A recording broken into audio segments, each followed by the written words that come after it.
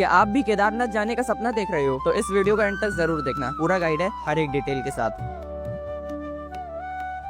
आप all over India में चाहे जहाँ से भी हो कोई दिक्कत नहीं, पहुंचना आपको हरिद्वार, ऋषिकेश और या फिर देहरादून ही है। मगर मेरे पॉइंट ऑफ व्यू से आपको हरिद्वार ही जाना चाहिए क्योंकि वहाँ से केदारनाथ पास पड़ता है। अब सबसे बड़ी बात है कि कैसे आए, तो वो तो भाई आप ही के ऊपर है, या फ्लाइट से आइए या कार से और या फिर ट्रेन से। अगर आप बाय रोड से आ रहे हैं तो आपको तो सीधा हरिद्वार जाना पड़ेगा, लेकिन अगर आप फ्लाइट से आ रहे हैं तो आपको देहरादून के एयरपोर्ट में उतरना पड़ेगा और वहाँ से आपको सोनप्रयाग जाना पड़ेगा। लेकिन अगर आप ट्रेन से आते हो तो आपको हरिद्वार जाना पड़ेगा और वहाँ से बस या टैक्सी करके आपको जाना रहेगा सोनप्रयाग। मेरी मानो तो सोनप्रयाग में स्टे ले लेना, 500 रुपए से 1000 तक बेस्ट रूम मिल जाएगा। और अगर आप अपनी प्राइवेट कार से आ रहे हो तो आपकी प्राइवेट कार भी यहीं तक जाती है, इसके आगे शेयरिंग जीप चलती है। सोनप्रयाग पहुंचने के बाद अगर आपके पास थोड़ा सा टाइम है तो यहाँ का लोकल घूमना और यहाँ पे खाना आपको आराम से 150 से 200 रुपए थाली मिल जाएगी, तो मस्त उसका भी मजा लेना। अब अगली सुबह 3 बजे आप निकल जाना शेयरिंग जीप से गौरीकुंड, क्योंकि जितना जल्दी निकलोगे उतना अच्छा रहेगा आपके लिए। अब गौरीकुंड पहुंचने के बाद स्नान करना वहाँ पे, फिर अपनी यात्रा शुरू करना। देखो बोर्ड में तो लिखा है 16 किलोमीटर, लेकिन यात्रा है 22 किलोमीटर की, तो जय श्री केदार बोल के अपनी यात्रा यहीं से शुरू करना। जो लोग चल नहीं सकते हैं उनके लिए भी यहाँ सुविधा है घोड़ों की, तो रेट आप उन्हीं से पूछ लेना क्योंकि रेट ऊपर नीचे होता रहता है। वैसे अगर आप फिट हो तो इनका उपयोग ना ही करना तो ही ज्यादा बेहतर है, क्योंकि भाई ये भी जीव हैं। घोड़ों के अलावा यहाँ पालकी की भी सुविधा है, जो लोग घोड़े में बैठने से डरते हैं वो लोग पालकी में भी बैठ सकते हैं। और इन दोनों के अलावा यहाँ हेलीकॉप्टर की भी सुविधा है, उसके लिए आपको पहले से ऑनलाइन रजिस्ट्रेशन कराना पड़ता है। यात्रा में करीब आपको 10 से 12 घंटे लग सकते हैं ऊपर मंदिर में पहुँचने के लिए, तो ज्यादा जल्दबाजी मत करिएगा, आराम से जाएं क्योंकि पहाड़ है तो ऑक्सीजन लेवल कम हो जाता है। यात्रा में आपको ऐसे ऐसे नज़ारे देखने को मिलेंगे ना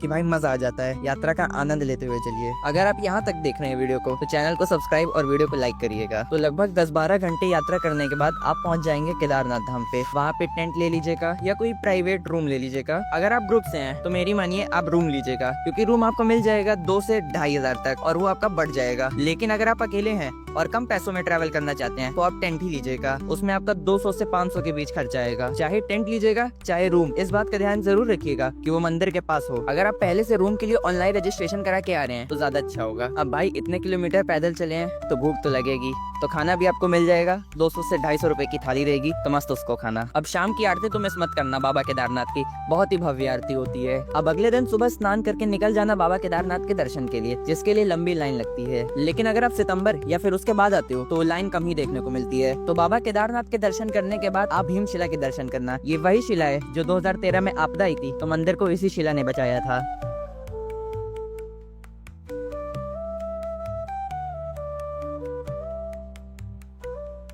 मंदिर के पास ही आदि शंकराचार्य समाधि है। ऐसा कहा जाता है कि ये मंदिर इन्हीं बाबा ने बनवाया था। यहाँ के दर्शन करने के बाद आप सीधा निकलना काल भैरव मंदिर के लिए। 1 किलोमीटर की कठिन चढ़ाई के बाद ही यहाँ पहुँचते हैं। यहाँ से दर्शन करने के बाद जब आप नीचे केदारनाथ मंदिर को देखोगे तो मतलब इतना अच्छा लगेगा कि क्या बताऊँ, शब्द ही नहीं है कहने को। अगली सुबह बाबा केदार के फिर से दर्शन करना और इसी के साथ आपकी यात्रा कंप्लीट हुई। अब बात करते हैं कि यात्रा के दौरान आपको कौन कौन से जरूरी आइटम्स ले जाने चाहिए। तो अपने साथ फर्स्ट एड बॉक्स जरूर रख लेना और अपने साथ रेनकोट जरूर रखना, क्योंकि यहाँ पे वेदर कभी भी चेंज हो जाता है, कभी धूप तो कभी बारिश। अगर वीडियो पसंद आई तो वीडियो को लाइक करना, चैनल को सब्सक्राइब करना। मिलते हैं जल्द किसी और नई वीडियो में। जय श्री केदार।